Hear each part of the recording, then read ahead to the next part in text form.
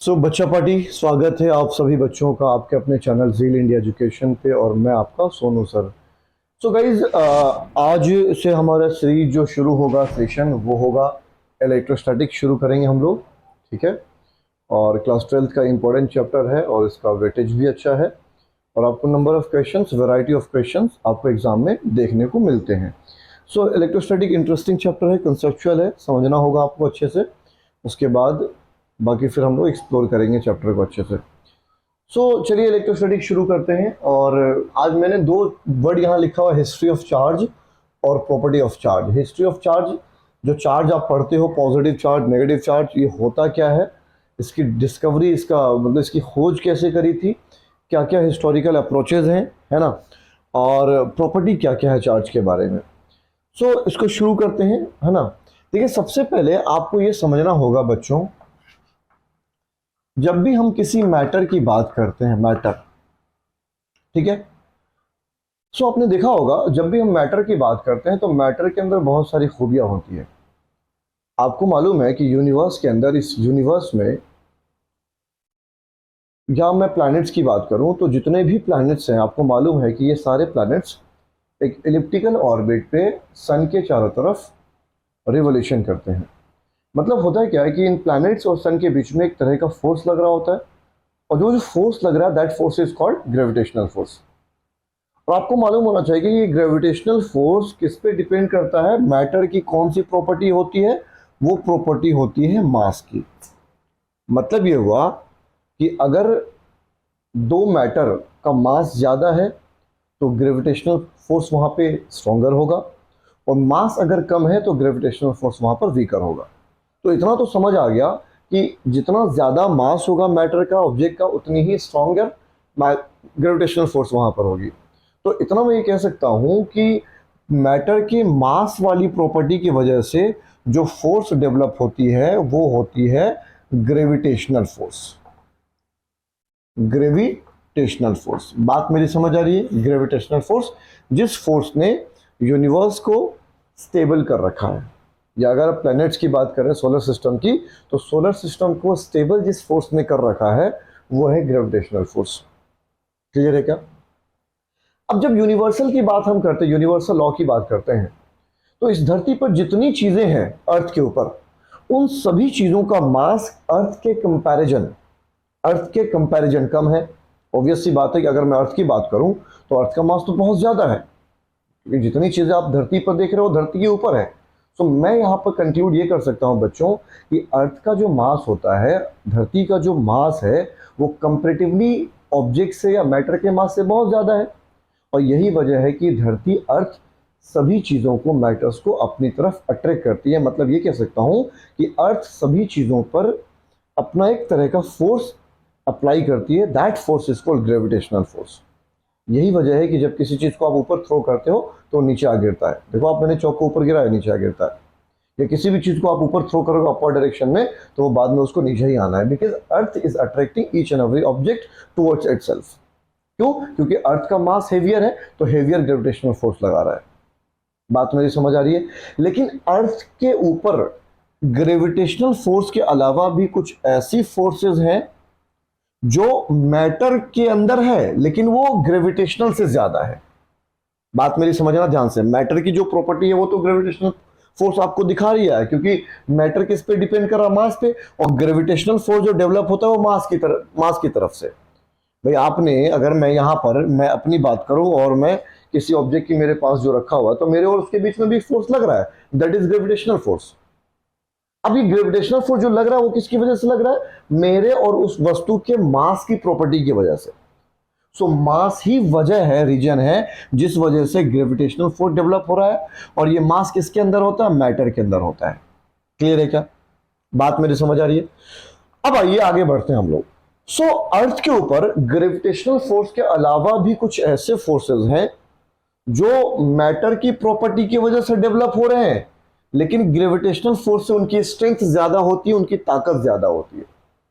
जैसे आपने देखा होगा, जैसे फॉर एग्जांपल ये चौक है, चौक से मैंने यहां पे इसको लिखा ऐसे, मैंने यहां पे मान लो एक ऐसे लाइन कर्व खींचा, तो जैसे ही मैंने इस कर्व को खींचा सो ये लाइन यहां पर आपको विजिबल हो गई, मतलब चौक जो था वो इस बोर्ड से चिपक गया। भाई चौक जो मैंने यहां पर इसके ऊपर जो इस तरह से लाइन कर्व बनाया, तो चौक क्या हुआ, इस ग्रीन बोर्ड के ऊपर चिपक गया।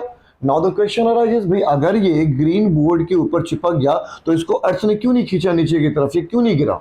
मतलब क्या हुआ, ग्रीन बोर्ड ने इसको क्लीन करके रख लिया, अट्रैक्ट करके रख लिया, उसको खींच के रखा है। नाउ द क्वेश्चन अराइजेस कि विच फोर्स इज रिस्पॉन्सिबल, कौन सा फोर्स रिस्पॉन्सिबल है? तो यहां से एक आंसर आता है जिसके बारे में हम लोग पढ़ते हैं, वो फोर्स होता है इलेक्ट्रोस्टैटिक फोर्स। क्या होता है वो? Electrostatic force. क्लियर है क्या?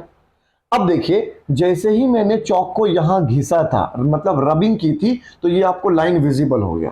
भाई चौक को अगर मैं ऐसे ले जाऊं, यहां ऐसे पॉइंट ऐसे करके छोड़ दूं, ऐसे लाया और ऐसे करके मैंने हाथ को छोड़ दिया, क्या आपको कोई लाइन यहां विजिबल हो रही है? नहीं हो रही, नहीं हो रही ना, दिख नहीं रहा आपको। मतलब ये हुआ कि ये लाइन जो विजिबल हुई, मतलब चौक जो इसके ऊपर चिपका, वो इसलिए चिपका कि इस बोर्ड और चौक के बीच में मैंने रबिंग की, और रबिंग करने से इन दोनों के बीच में एक तरह की खास तरह की प्रॉपर्टी डेवलप हुई, और उस प्रॉपर्टी की वजह से वो चौक जो है वो चिपक गया, and that property is called what? Charge. क्या कहते हैं उसी को? चार्ज कहते हैं। सो मास की वजह से तो ग्रेविटेशनल फोर्स आपको मिला, लेकिन चार्ज की प्रॉपर्टी की वजह से कौन सी फोर्स डेवलप होती है? Electrostatic force. बात समझ आ रही है? स्टेशनरी चार्ज की वजह से। तो कुल मिला के बात यहां यह हुआ कि जब किसी चीज को एक दूसरे सरफेस पे रबिंग की जाती है, तो रबिंग की वजह से उन दोनों सरफेस के बीच में एक खास तरह की इंट्रिंसिक प्रॉपर्टी डेवलप होती है, मास की property, that is called charge. और चार्ज के बारे में हम लोग यहां डिस्कशन करेंगे, ये चार्ज है क्या, चार्ज के बारे में नेमिंग कैसे की गई, पॉजिटिव चार्ज क्या होता है, नेगेटिव चार्ज क्या होता है, अट्रैक्शन फोर्स कब डेवलप होगा इनके बीच में, रिपल्सन फोर्स कौन से चार्ज डेवलप करेंगे, वो सारी बातें हम लोग यहां पर करने वाले हैं। बात मेरी समझ आ रही है? सो ग्रेविटेशनल फोर्स का रीजन मास है, और इलेक्ट्रोस्टैटिक फोर्स का रीजन क्या? स्टैटिक चार्ज है। वो आगे हम डिस्कशन करेंगे, आप इन बातों को पहले समझ लीजिए। क्लियर है क्या? So now the question arises कि यहां पर देखिए, अब यहां जो ये मैंने चौक ऐसे रगड़ा, तो इसके बीच में क्या हुआ? फ्रिक्शन हुआ। सो इसको कहते हैं फ्रिक्शनल चार्ज, या फ्रिक्शनल करंट भी कह सकते हैं इसको आप, फ्रिक्शनल फोर्स कह सकते हो, इन दोनों के बीच में यहां पर लग रहा था। क्लियर है क्या? तो चार्ज की जो प्रॉपर्टी डेवलप हो रही है वो आ रही है, वो फ्रिक्शनल फोर्स की वजह से डेवलप हो रही है, जब दो सरफेस को मैं रब कर रहा हूं। क्लियर है क्या? सो अब देखिए, आप लोग यहां ध्यान से समझिएगा बच्चों। अब आते हैं चार्ज की तरफ, थोड़ी सी और इसकी डिस्कवरी हम लोग करेंगे। देखिए, अब जब चार्ज की बात होती है बच्चों, चार्ज की बात देखो, चार्ज टर्म, चार्ज के बारे में मैं अभी तक मैंने आपको पॉजिटिव चार्ज या नेगेटिव चार्ज वर्ड यूज ही नहीं कर रहा हूं, क्योंकि उसकी खोज ही बात में हुई।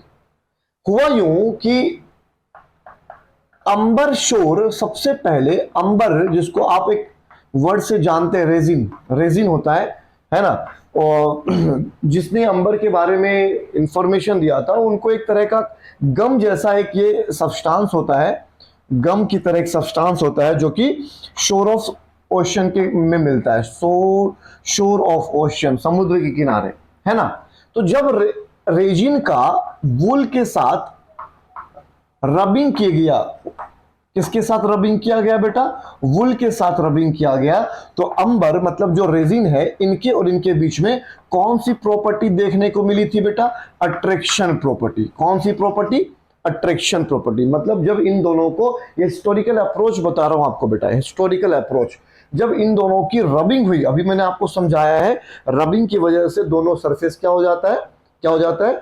चार्ज हो जाता है। देखिए चार्ज, अब मुझे नहीं मालूम कि आइदर इट इज पॉजिटिव और नेगेटिव, अभी मेरे को क्लियर नहीं है, मैं आपको इतना बता रहा हूं कि रबिंग करने से जब दो सरफेस की रबिंग होती है बच्चों, तो दोनों सरफेस चार्ज हो जाता है। क्लियर है क्या? सो जब अंबर का मतलब रेजिन जो है, रेजिन क्या होता है? गम जैसा एक सब्सटेंस होता है, जो कि शोर ऑफ ओशियन में मिलता है। ठीक है जी, ये इसके बारे में आप जानकारी यहां ध्यान रखें, विलियम गिलबर्ट ने इसके बारे में जानकारी दिया था। ठीक है, सुनिएगा। सो जब इसकी रबिंग वुल से करी गई, तो इन दोनों के बीच में अट्रैक्शन फोर्स डेवलप हुआ, और अट्रैक्शन फोर्स डेवलप हुआ तो बाद में पता ये चला कि रेजिन जो होता है, रेजिन, अंबर, जिसको आप अंबर कहते हो, अंबर, इसकी जो खूबी थी वो नेगेटिव खूबी थी, मतलब इसके अंदर कैसा चार्ज था, नेगेटिव चार्ज होता है। आपको ये सीरीज याद करना पड़ेगा, नेगेटिव चार्ज होता है इसके अंदर। और वुल जो मैं यहां लिख रहा हूं बेटा जी, वुल कैसा था, पॉजिटिवली चार्ज था, पॉजिटिवली चार्ज था। यही वजह था कि इनके बीच में कौन सी प्रॉपर्टी देखने को मिल रही थी, अट्रैक्शन वाली प्रॉपर्टी। ठीक है क्या? अच्छा, अंबर जो है बेटा जी ये लैटिन वर्ड होता है, किसका, लैटिन वर्ड है, ये लैटिन वर्ड है किसका, इलेक्ट्रॉन का। ऐसे लिखता हूं, के से लिखते हैं इसको लैटिन में, इलेक्ट्रॉन का। और इसी अंबर मतलब इलेक्ट्रॉन टर्म से ही बहुत सारे वर्ड आया है, जिसको आप बोलोगे इलेक्ट्रिक करंट, इलेक्ट्रिक, या आप लिख लो इलेक्ट्रॉन, इलेक्ट्रॉन, इलेक्ट्रोस्टैटिक, तमाम चीजें ये इसी से आया है। सो मैं कह सकता हूं कि इलेक्ट्रॉन अगर इस वर्ड से डेवलप हुआ, ओरिजिनेट हुआ है, तो इलेक्ट्रॉन तो नेगेटिव होता है ना। तो यहां से भी आप याद कर सकते हो कि रेजिन जो होता है अंबर, वो कैसा था, नेगेटिवली चार्ज था। वुल क्या था, पॉजिटिवली चार्ज। बात समझ आ रही है, क्लियर है क्या? अब देखिए ध्यान से मेरी बात समझिएगा। तो ये आपको ये हिस्टोरिकल अप्रोच ये फिक्स है, ये आपको ये मेमोराइज करना है, you have to memorise it, याद करना है कि अंबर क्या होगा, मतलब रेजिन क्या है, दैट इज नेगेटिवली चार्ज, और ये क्या था, वुल क्या था बेटा, पॉजिटिवली चार्ज होता है। चले आगे, बढ़े आगे, चलिए। अब ये सब जानकारी के लिए बता रहा हूं आपको, दिमाग में रखिएगा बेटा। सबसे पहला यही एक्सपेरिमेंट किया गया था। अब देखते हैं आगे कंडीशन क्या होने वाला है, देखते हैं आगे हम लोग। अब देखिएगा, अब हुआ यूं कि जब ये पता चल गया कि भाई वुल जो है वो क्या है, नेगेटिवली पॉजिटिवली चार्ज है, और रेजिन की कैरेक्टर क्या आ चुकी है, उसके अंदर जो है नेगेटिवली चार्ज, भाई नेगेटिव चार्ज शो कर रहा है वो, because they both were attracting each other. Wool और रेजिन के बीच में अट्रैक्शन हो रहा था। चले ओके, सो अब बात करेंगे टू टाइप्स ऑफ चार्जेस। अभी आपको मैंने चार्ज के बारे में थोड़ी सी हिस्टोरिकल अप्रोच बता दी है, रेजिन और वुल का कंसेप्ट बता दिया है। Now two types of charges क्या था। अब देखिए, टू टाइप्स ऑफ चार्जेस को समझने के लिए जो एक्सपेरिमेंटल हिस्टोरिकल अप्रोच था जिसको फॉलो किया गया था, वो आपसे मैं शेयर करने जा रहा हूं, समझिएगा ध्यान से बेटा। वुल क्या था, पॉजिटिव चार्ज, वो तो आपको समझ आ चुका है, ठीक है। अच्छा जी, और दूसरा क्या था आपको, रेजिन के बारे में, जो अंबर होता है, जिससे ही अंबर वर्ड से ही इलेक्ट्रॉन वर्ड और तरह तरह के इलेक्ट्रॉन से रिलेटेड जो भी वर्ड्स है वो उसी से निकल के आए हैं। अंबर क्या होता है, एक तरह का गम जैसा एक सब्सटेंस होता है जो कि ओशन के शोर पे पाया गया था, जहां पर इसकी डिस्कवरी हुई, जिसके बारे में इसकी खोज की, वो ओशन के किनारे पे एक तरह का सब्सटेंस होता है, और लेटर ऑन उसको पाया ये गया कि वो नेगेटिवली चार्ज होता है, ठीक है। सो ये आपके पास दो तरह का कॉन्सेप्ट है, समझ लीजिएगा ध्यान से। अब टाइप्स ऑफ चार्ज को समझने के लिए कंडीशन समझिएगा। क्या किया गया कि सिल्क थ्रेड से एक ग्लास रॉड को, जिसको पहले से किसे रब किया गया है, सिल्क से, मतलब ग्लास रॉड है, मैं यहां लिख देता हूं, ग्लास रॉड है जिसकी रबिंग किससे की गई है बेटा जी, सिल्क से रबिंग की। ग्लास रॉड का किससे रबिंग किया गया है बेटा जी, सिल्क से रबिंग किया गया है, और उसको हैंग किया गया। मुझे नहीं मालूम कि आइदर पॉजिटिव और नेगेटिव, अभी मेरे को नहीं मालूम कि ये कैसा होगा, ठीक है। ये ग्लास रॉड है जिसकी सिल्क से रबिंग की गई थी और उसको सस्पेंड किया गया। बात समझ आ रही है? अच्छा, सेम इसी ग्लास रॉड का जिसका सिल्क से रबिंग किया गया उसको सस्पेंड किया गया, और दूसरे ग्लास रॉड को इसके पास जब लाया गया, वही रब किया हुआ ग्लास रॉड, एक रब किए हुए ग्लास रॉड को मैंने हैंग कर रखा है, सस्पेंड कर रखा है, और दूसरे को लाया। तो जैसे ही दोनों को यहां पर लाया, तो इन दोनों के बीच में जो फोर्स देखा गया था, वो किस नेचर का फोर्स आया था दोनों के बीच में, रिपल्सिव फोर्स, वो रिपल्सन शो कर रहे हैं। मुझे नहीं मालूम कि ये पॉजिटिव है कि नेगेटिव, मेरे को नहीं मालूम। चलिए, अब ये क्या यहां फिक्स है बेटा जी, सिल्क थ्रेड से उसको लटकाया गया है, ठीक है। दो जब ग्लास रॉड को, कौन से ग्लास रॉड को हैंग किया गया है, सस्पेंड किया गया है, जिसकी रबिंग सिल्क से हुई है। आई एम नॉट श्योर कि आइदर दिस इज पॉजिटिव और नेगेटिव, और सिल्क क्या है, पॉजिटिव की नेगेटिव, मेरे को नहीं पता। अभी समझिए कॉन्सेप्ट को आप लोग। ये पहला कंडीशन है। दूसरे कंडीशन में बेटा जी, दूसरे कंडीशन में क्या किया गया, यहां पर एक ग्लास रॉड, सेम उसी ग्लास रॉड की जिसकी रबिंग सिल्क से हुई थी, उसको सस्पेंड किया गया। यहां पर वो ग्लास रॉड है, ठीक है जी। अच्छा, और उसके करीब में एक लाया गया प्लास्टिक रॉड को, प्लास्टिक को लाया गया जिसकी रबिंग, ये जो सस्पेंशन है ये वाला, ये क्या है बेटा जी, ये जो आप देख रहे हो ये क्या है, ये तो ग्लास रॉड है, वही ग्लास रॉड जिसकी रबिंग सिल्क से हो चुकी है। अच्छा, और यहां क्या लिया गया, प्लास्टिक लाया गया बेटा जी, प्लास्टिक को लाया गया। प्लास्टिक का एक रॉड जैसा स्ट्रक्चर, ये कौन सा प्लास्टिक था जिसकी रबिंग, प्लास्टिक की रबिंग किससे की गई थी बेटा जी? वूल से की गई थी। तो इतना तो आपको मालूम हो गया है कि वूल क्या था? पॉजिटिव नेचर का। तो जब ये पॉजिटिव था तो इस पे क्या होगा? नेगेटिव होगा ना। बात समझ रहे हो? बस कंसेप्ट समझते रहिएगा। तो जब इस प्लास्टिक रॉड को इस ग्लास रॉड के पास लाया गया तो इन दोनों के बीच में जो फोर्स लग रहा था बेटा जी, वो कैसा था? अट्रैक्शन था। ये सब अप्रोच एक्सपेरिमेंटल प्रूव्ड है, समझते रहिएगा। इनके बीच में क्या हो रहा था? अट्रैक्शन हो रहा था। तो जब ये वूल से इसकी रबिंग थी तो ये खुद नेगेटिवली चार्ज था। ये कैसा था? प्लास्टिक नेगेटिवली चार्ज, और इसने इसको अट्रैक्ट किया। तो पता क्या चला कि इसको क्या होना पड़ेगा? पॉजिटिव चार्ज रहा होगा ना, तभी तो अट्रैक्शन हुआ। तो इसका मतलब ये भी क्या हो गया? पॉजिटिव चार्ज हो गया। इसका मतलब ये भी क्या हो गया? पॉजिटिव चार्ज हो गया। और पॉजिटिव पॉजिटिव का क्या हो रहा है? रिपल्सन हो रहा है। बात मेरी समझ आ रही है? तो ग्लास रॉड जो यहां आप देख रहे हो बच्चे, वो किस नेचर का हो गया? पॉजिटिव नेचर का। तो अगर ये पॉजिटिव नेचर का हो गया तो सिल्क क्या था? नेगेटिवली चार्ज था। क्लियर हो गया? सो अब यहां पर जो रिपल्सिव प्रॉपर्टी आपको दिख रही है और यहां जो अट्रैक्टिव प्रॉपर्टी दिख रही है, वो किस वजह से दिख रही है? दोनों के एक इंट्रिंसिक प्रॉपर्टी, एक खूबी की वजह से दिख रही है। और वो खूबी क्या है? चार्ज है। If the positive charge comes closer to each other, then the force will be attractive, repulsive, या नेगेटिव। अब नेगेटिव प्रूफ करा देता हूं, ध्यान से समझते रहिएगा। ये दोनों कंडीशन समझ आ गया हो होपफुली। अच्छा, थर्ड क्या था बेटा जी? थर्ड कंडीशन में यहां पर सस्पेंड किया गया एक प्लास्टिक के किसको? रॉड को। प्लास्टिक रॉड जिसकी रबिंग किससे की गई थी? किससे की गई थी? वूल से की गई थी। तो ये प्लास्टिक क्या रहा होगा? नेगेटिव रहा होगा। फिर दूसरे प्लास्टिक को इसके करीब लाया गया। अच्छा, ये भी क्या रहा होगा? नेगेटिव रहा होगा। और इसी वजह से इनके बीच में कौन सा फोर्स प्रूफ देखा गया? बोलो, कौन सा फोर्स देखा गया?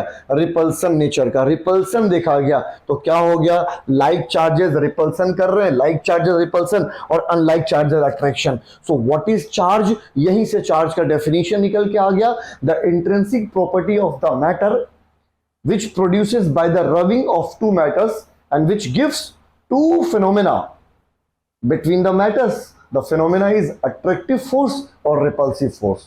मतलब चार्ज ही एक ऐसी इंट्रिंसिक प्रॉपर्टी है, मैजिकल प्रॉपर्टी, जिसकी वजह से मैटर या तो अट्रैक्टिव फोर्स शो करेंगे वहां पर, या वो रिपल्सिव फोर्स शो करेंगे। बात समझ आ रही है? ये प्रूफ था वहां पर टू काइंड ऑफ चार्जेस के प्रूफ का। क्लियर है क्या? चलिए अब आगे बात करते हैं हम लोग इसके बारे में, थोड़ी सी और कहानी कर लेते हैं कि क्या ये वाकई ठीक बात है कि नहीं है। चलिए अब देखिएगा, दूसरा कंसेप्ट ये है, इसको समझने का ये था कि जब यहां पर दो पिथबॉल को, पिथबॉल होता है मतलब पॉलिस्टरीन का एक कपड़ा टाइप का, पॉलिस्टरीन एक चीज है, उसका बॉल बनाया गया। उस बॉल को जब यहां पर ग्लास रॉड से टच किया गया, किससे? अब ये अनचार्ज था, किसी अनचार्ज को चार्ज के पास लेके आओगे तो वो चार्ज हो गया, तो ये क्या था? Positive charge. अच्छा, एक और ग्लास बॉल को टच किया गया ग्लास रॉड से, पिथ बॉल को, तो ये भी पॉजिटिव। और जैसे ही दोनों को करीब लाया गया तो ये भाई साहब इधर भागने शुरू हो गए और ये भाई साहब ये ऐसे हो गया। इनके बीच में क्या हो गया? यहाँ पर रिपल्सन हो गया। तो ये भी एक प्रूफ था कि लाइक चार्जेस क्या होंगे? एक दूसरे को रिपल करेंगे। ठीक है, लेकिन जैसे ही पिटबॉल को एक पिटबॉल को ग्लास रॉड से टच किया गया तो वो पॉजिटिवली था, और दूसरे पिटबॉल को किससे टच किया गया? बोलो, प्लास्टिक से टच किया गया। तो प्लास्टिक से टच करने के बाद इस पे कौन सा चार्ज आएगा? नेगेटिवली। और जैसे ही दोनों को पास में करीब मिला के हैंग किया गया तो इन दोनों के बीच में कौन सी प्रॉपर्टी देखने को मिली? ये अट्रैक्ट होने लगे, अट्रैक्शन होने लगा इनके बीच में। क्या होने लगा बच्चों? क्या होने लगा? अट्रैक्शन। तो इससे क्या प्रूफ हो रहा है? प्रूफ ये हो रहा है कि लाइक चार्जेस रिपल करेंगे और अनलाइक चार्जेस अट्रैक्ट करेंगे। सो this is the property of charge. Charge का डेफिनेशन क्या हो गया भाई? अब ये अट्रैक्टिव और रिपल्सिव प्रॉपर्टी जो इनके बीच में आ रही है वो किसकी वजह से आ रही है? इनके चार्ज की वजह से आ रही है ना। So what is charge? Charge का डेफिनेशन यहां से निकल के आ जाता है, the intrinsic property of the matter which is responsible for the attractive or repulsive force between the matters is called charge. If the like charges is there, the force will be repulsive in nature. If unlike charges are there, क्या होगा? attractive nature का force वहां पर लग रहा होगा। चलिए अब देखिएगा कहानी, आप लोग थोड़ी सब एक बात बता देते हैं आपको यहां पर कुछ बातें। चलिए, मुझे उम्मीद है कि आपको ये चीजें समझ आ गई होगी। ठीक है। सो यहां पर आपको एक चीज ये समझ लेना है कि अब बात करेंगे कि अभी पॉजिटिव, देखिए अब पॉजिटिव नेगेटिव के बारे में अभी तो हिस्ट्री कुछ थी नहीं, मैं आपको समझाने के लिए बोल रहा हूं, लेकिन पॉजिटिव नेगेटिव के बारे में कंडीशन मैं आपको समझा रहा हूं, उसको सुन लीजिए आप लोग, देखिएगा ध्यान से। पॉजिटिव, बेंजामिन फ्रैंकलिन एक व्यक्ति है जिनका नाम है बेंजामिन फ्रैंकलिन। बेंजामिन फ्रैंकलिन बहुत बड़े फिजिस्ट थे, इन्होंने ही इलेक्ट्रिसिटी की डिस्कवरी की है। काइट एक्सपेरिमेंट बहुत ही इनका पॉपुलर है, काइट एक्सपेरिमेंट। इन्होंने क्या किया था एक बार, हाँ, काइट को धागे से बांध के उड़ाना शुरू किया, ठीक है। जब ये काइट को उड़ा रहे थे ऊपर, ठीक है, तो उन्होंने धागे को पकड़ रखा था, ठीक है। एक्चुअली उनकी वो दे वर कीन टू नो कि चार्ज इज रियल और नॉट, चार्ज होता है कि नहीं होता है, ठीक है। तो चार्ज के फेनोमेना को जस्ट फील करने के लिए, समझने के लिए, प्रूफ करने के लिए उन्होंने क्या किया, आपको मालूम है कि जब क्लाउड्स टकराते हैं, क्लाउड्स बादल, जब इनका बादलों का जब टकराव होता है बेटा जी, तो इनके टकराने से खास तरह के स्पार्क निकलती है जिसको लाइटनिंग कहते हो आप लोग, है ना, रोशनी सी निकलती है। अब इनके दिमाग में एक बात चली कि यार ऐसा हो क्या रहा है, क्या मैजिकल फिनोमेना है, क्या साइंटिफिक फिनोमेना है जिसकी वजह से वो लाइटनिंग प्रोड्यूस हो रही है। मतलब ये हुआ कि जब बादल टकराते हैं तो उनके टकराने से क्या होता है, यहाँ पर फ्रिक्शन हो रहा है। अभी मैंने आपको बताया था कि फ्रिक्शन से की वजह से चौक चिपक जा रहा है। क्यों चिपक जा रहा है? फ्रिक्शन की वजह से देखिए चार्ज, दोनों सरफेस चार्ज हुआ और चार्ज की वजह से इलेक्ट्रिक क्लिंग हुआ, वहां पर इलेक्ट्रोस्टैटिक क्लिंग ने इसको खींच लिया। सो वो कंडीशन वहां बादल के साथ भी है कि जब बादल कोलाइड होते हैं, टकराते हैं, मतलब इनके बीच में कोलिजन होता है और कोलिजन होने की वजह से खास तरह का चार्ज डेवलप हो रहा है। सो बेंजामिन फ्रैंकलिन के दिमाग की बत्ती जली कि जो चार्ज वहां डेवलप हो रहा है, क्या उस चार्ज को मैं अपने तक, जमीन तक किसी मीन से, किसी जरिए से, किसी सोर्स की मदद से ला सकता हूं क्या? तो उन्होंने काइट को उड़ाना शुरू किया। अब ये मिथ है कि रियलिटी क्या है, इसको सुन लीजिए आप लोग। जब वो पतंग उड़ा रहे थे तो बारिश होनी शुरू हो गई, हल्की हल्की बारिश होनी शुरू हो गई। अब बारिश होने की वजह से जो थ्रेड था, पतंग का जो धागा था, वो गीला हो गया और जैसे ही बिजली चमकी है, क्लाउड्स का कोलिजन हुआ और लाइटनिंग हुई, तो उनको एक खास तरह का झटका लगा, बिकॉज उनको एक खास तरह का शॉक लगा। और जैसे ही शॉक लगा, ही गॉट शॉक्ड कि ऐसा हुआ क्यों, है ना। तो वो शॉक सबसे बढ़िया शॉक था उनके लिए, मतलब वो बहुत खुश हुए कि यार चलो एटलीस्ट इतना तो समझ आ गया कि जब थ्रेड गीला हुआ तो गीला होने से एक मीडियम क्रिएट हुआ, कंडक्टिविटी क्रिएट हुई और कंडक्शन की वजह से जो था वहां पर चार्ज जो डेवलप हुआ ऊपर, स्पार्क, वो वहां से ट्रेवल करता हुआ मेरे हाथ तक बॉडी में, क्योंकि वी आर द कंडक्टर, तो बॉडी में टच हुआ, तो टच होने से उनको शॉक लगा। तो पता ही चला कि यस, चार्ज होता है, चार्ज का वजूद है। अब चार्ज का नाम कुछ होना चाहिए, है ना। तो देखिए एक बात आपको बताते हैं, ध्यान से समझिएगा।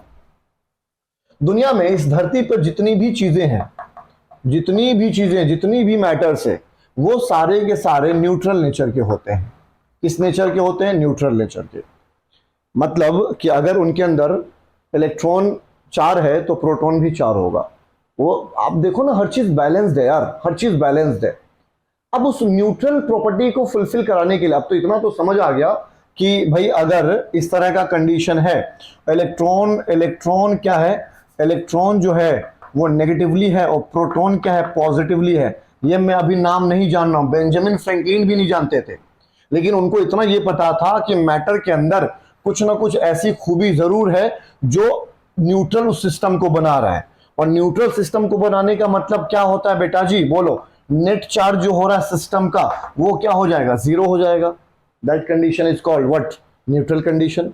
सो अगर नेट चार्ज किसी सिस्टम का, मैटर का 0 हो जा रहा है, तो 0 कौन करेगा? दो चीजें मिलके 0 कब करेंगी? वो टर्म तो केवल मैथमेटिक्स के अंदर आता है, केवल वो मैथ्स के अंदर है। भाई अगर आप -6 में +6 जोड़ोगे तो आंसर क्या आएगा? 0 आएगा। -8 में +8 जोड़ोगे तो आंसर क्या आएगा? 0 आएगा। तो एक माइनस है तो उसके बराबर मैग्नीट्यूड वाला प्लस है ना। तो वहीं से चार्ज का जो 2 तरह की चीजें इसके अंदर प्रेजेंट है, उन दोनों चीजों का नाम रख दिया गया, एक का पॉजिटिव और एक का नेगेटिव। तो वहीं से निकल के आया कि पॉजिटिवली चार्ज होता है और एक नेगेटिवली चार्ज होता है, जो कि सिस्टम को क्या बना के रखता है? न्यूट्रल बना के रखता है। तो वहीं से एक बात आ गई कि जो चार्ज होते हैं, जो चार्जेस होते हैं, वो 2 तरह के होते हैं, एक पॉजिटिवली चार्ज होता है और एक नेगेटिवली चार्ज होता है। बात मेरी समझ आ रही है? Positive charge, negative charge. तो पॉजिटिव चार्ज और नेगेटिव चार्ज नोमेनक्लेचर में इनका बड़ा रोल है, बेंजामिन फ्रैंकलिन का। बात मेरी समझ आ रही है? तो मुझे उम्मीद है कि यहां तक आपको चीजें क्लियर हो गई होगी। अब चलते हैं आगे, बात करते हैं कि अलग अलग सब्सटेंस के, अलग अलग चीजों के चार्ज के बारे में क्या कोई एक रिदम है, कोई सीरीज है जिसकी हेल्प से हम लोग अलग अलग चीजों के चार्जेस को निकाल लेंगे। तो भाई अब देखो, क्योंकि ये बहुत ज्यादा वेरी करने लगा। भाई रेजिन के बारे में मालूम चल चुका था नेगेटिवली चार्ज है, ठीक है। वुल के बारे में पॉजिटिवली चार्ज और सिल्क का नेगेटिवली चार्ज निकल चुका है। प्लास्टिक के बारे में हमने जानकारी ले लिया। तो उसी सीरीज के हेल्प से बहुत सारे सब्सटेंस का एक सीरीज बनाया गया, जिस सीरीज के रबिंग से जो चार्जेस डेवलप होंगी हम आराम से उसको इजीली स्टडी कर सकते हैं। तो उसको समझने के लिए आपको यहां पर लिखना पड़ेगा उस सीरीज को ध्यान से। पहले तो मैं कुछ बातें लिख दूं, उसको याद रखिए आप लोग। देखिए ध्यान से समझना बेटा जी। पहले सबसे मोस्ट इंपॉर्टेंट लिखवा रहा हूं, ग्लास रॉड जो होता है बच्चों, ग्लास रॉड पॉजिटिव होता है, ठीक है। सिल्क जो होता है बच्चों, सिल्क नेगेटिवली होगा, ठीक है। वुल जो होता है, वुल पॉजिटिव होगा। और प्लास्टिक जो होता है बच्चों वो क्या होगा, नेगेटिवली। एटलीस्ट इसको तो आप याद कीजिए पहले, ठीक है। इसको दिमाग में रखना है। उसके बाद एक सीरीज होता है जिस सीरीज को आपको समझना चाहिए, ठीक है। उस सीरीज के हिसाब से आप पूरे कंडीशन को आराम से, आसानी से समझ सकते हैं। उस सीरीज को याद करने का तरीका क्या है, मैं यहां फटाफट लिख देता हूं, उसकी सीरीज को समझ लीजिए। पहला होता है फर, ठीक है। अब देखिए इसको इस सिस्टमेटिक वे में लिखा गया है कि इनका अगर आप रबिंग करोगे पहले वाले को दूसरे वाले से, तो पहला वाला हमेशा पॉजिटिवली चार्ज दिखाएगा और दूसरा वाला क्या दिखाएगा, नेगेटिवली चार्ज दिखाएगा। पहले इन चारों को लिखिए जल्दी से आप लोग, फिर मैं सीरीज को लिख। समझ लीजिए ध्यान से बच्चों। पहला क्या होता है, फर होता है। दूसरा क्या होता है, बोलो, दूसरा क्या होता है, फ्लैनल, फ्लैनल। तीसरा क्या होता है, सीलिंग वैक्स। कुछ सीरीज है, इनको लिख लीजिए आप लोग। फोर्थ होता है बच्चों ग्लास, जिसका ऑलरेडी आपको मालूम है। 5 जो होता है वो लिख लीजिए आप लोग, कॉटन। 6 जो होता है बच्चों वो होता है पेपर। 7 जो होता है बच्चों वो होता है सिल्क। बहुत सिस्टमेटिक तरीके से इसको बनाया गया है। 8 जो होता है बच्चों वो होता है ह्यूमन बॉडी, ह्यूमन बॉडी। 9 जो होता है बच्चों वो होता है आपका वुड, लकड़ी जिसको कहते हो। 10 जो होगा बच्चों वो होगा मेटल्स, मेटल्स। 11 जो होगा बच्चों वो होगा रबड़। 12 जो होगा बच्चों वो होगा रेजिन, जिसको अंबर भी कहते हैं हम लोग। मैंने आपको पहले भी बता दिया है उसके बारे में, है ना। और एक उसका प्योरेस्ट फॉर्म भी लिख लीजिए आप लोग, अंबर भी लिखी लो, बिल्कुल दोनों एडजेसेंट है, 12 13 पे ही है, ठीक है। 14 जो होता है बच्चों वो होता है सल्फर, सल्फर। 15 जो होता है वो होता है एबोनोइट, एक खास तरह का रॉड होता है ये, एबोनोइट। 16 जो होगा आपका वो होगा, नहीं आप 15 तक ही लिख लीजिए। So these are some systematic arrangement of some substances. देखिए अब इसको समझने का तरीका बताते हैं आपको। अगर आप फर से ग्लास को रबिंग करेंगे, ध्यान से समझिएगा, ये फिक्स नहीं कि ग्लास पॉजिटिव होगा। देखिए इस सिस्टम को समझ लीजिए आप। फर से अगर ग्लास की रबिंग करेंगे आप, तो फर्स्ट 1 नंबर पे है और ग्लास 2 नंबर पे है, तो ये पॉजिटिवली होगा, ये नेगेटिवली होगा। बस ये दिमाग में रखना है आपको। ग्लास का अगर मैं सिल्क से रबिंग कर दूं, ग्लास का सिल्क से, ध्यान से देखिए, ग्लास का सिल्क से रबिंग होगा तो ग्लास क्या होगा, पॉजिटिवली चार्ज, और सिल्क क्या होगा, नेगेटिवली, जिसको आपको टीचर्स बार बार पढ़ाते हैं क्योंकि एक्सपेरिमेंटल अप्रोच में हिस्टोरिकल इसका है बैकग्राउंड आता है, ठीक है। अच्छा जी, अगर मैं फ्लैनल से कॉटन की रबिंग करा दो तो फ्लैनल क्या होगा, पॉजिटिव, और कॉटन क्या होगा, नेगेटिव। मतलब ये नंबर जो स्मॉलर नंबर, स्मॉलर पोजीशन पे जो है पहले वो पॉजिटिवली चार्ज दिखाएगा और बाद वाला नेगेटिवली। बात मेरी समझ आ रही है भाई। अगर मैं रबड़ का एबोनोइड से करा दूं यहां पर रबिंग, ठीक है। सो रबड़ क्या होगा, पॉजिटिवली चार्ज दिखाएगा और एबोनोइड क्या होगा, नेगेटिवली। वैसे भी एबोनोइड वाले भाई साहब 15 पर है, तो इनकी तो किसी से भी रबिंग करा दीजिए वो नेगेटिवली ही होगा, ठीक है। सो एबोनोइड नेगेटिवली चार्ज होता है, ठीक है। अच्छा जी, अब मेटल का पोजीशन देख लीजिए आप लोग, मेटल, ठीक है जी। मेटल की अगर मैं रबिंग यहां पर, मेटल्स इन सब से तो रबिंग होगी नहीं, बहुत वैसा है, मेटल तो इन सब से इनके नीचे होगा। आपको मालूम है कि मेटल क्या होता है बेटा, पॉजिटिवली चार्ज होता है। आपने देखो मेटल जनरली पॉजिटिवली चार्ज होते हैं, लेकिन इस सीरीज के अकॉर्डिंग अगर मैं मेटल का रबिंग ह्यूमन बॉडी से करा दूं तो ह्यूमन बॉडी क्या हो जाएगा, पॉजिटिव, और मेटल क्या शो करेगा, नेगेटिव प्रॉपर्टी शो करेगा। बात मेरी समझ आ रही है? सो आपको ध्यान रखना है, बहुत इंपॉर्टेंट है, ठीक है। सो नंबर जिसका कम होगा रबिंग में, और नंबर जिसका पोजीशन बड़ा होगा वो नेगेटिवली चार्ज दिखाएगा। अगर मैं आपसे कहता हूं कि वुड का आप जो है ग्लास से रबिंग करा दीजिए, वुड का ग्लास से, तो ग्लास क्या होगा, पॉजिटिव, और वुड क्या होगा, negative charge. So this is the systematic manner in which some substances are already arranged. इसको देख के आप रबिंग प्रोसेस को आराम से समझ सकते हैं, ठीक है। सो आज की क्लास में इतना ही है, काफी है, और इसको आप अच्छे से वीडियो को देख लीजिएगा, समझ लीजिएगा, तो चार्ज के बारे में कंडीशन समझ आ गया। चलिए अब बात कर लेते हैं, छोटी सी और बात कर लेते हैं। चार्ज का तो नोमेनक्लेचर भी मैंने कर दिया और चार्ज की कुछ खूबियां भी बता दी, रबिंग क्या होता है सब करवा दिया। नाउ अब आते हैं चार्ज की तरफ, थोड़ी सी और बात करते हैं चार्ज के बारे में। सो चार्ज जो होता है बेटा जी, चार्ज, ठीक है, चार्ज का जो एसआई यूनिट होता है वो होता है कुलम। इसको कुलम में हम लोग निकालते हैं, कैपिटल सी से इसको डिनोट करेंगे, ठीक है। अच्छा, एक इलेक्ट्रॉन पे जो चार्ज होता है वो 1.6 इंटू 10⁻⁻19 कुलम की वैल्यू होती है। वो बात मेरी समझ आ रही है? सो एक इलेक्ट्रॉन का चार्ज ये होता है। क्लियर है क्या? सो मुझे उम्मीद है कि आपको चीजें क्लियर हो गई। नेक्स्ट वीडियो में हम लोग बात करेंगे चार्ज के प्रॉपर्टीज के बारे में। कुछ अच्छी प्रॉपर्टीज है चार्ज के बारे में।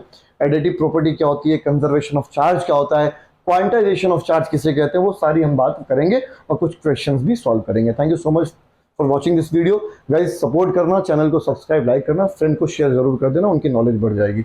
आपके साथ साथ शिक्षा बांटोगे तो शिक्षा पाओगे। बाय बाय, जय हिंद।